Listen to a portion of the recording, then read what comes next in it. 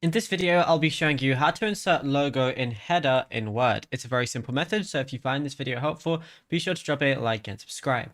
So what you want to do is open up your document, whichever one you want, and then double click anywhere inside the very top margin of your page canvas, right here to open the hidden header and photo editing view template. And while your cursor is blinking inside the header frame block, click on the insert tab, which is going to be at the very top.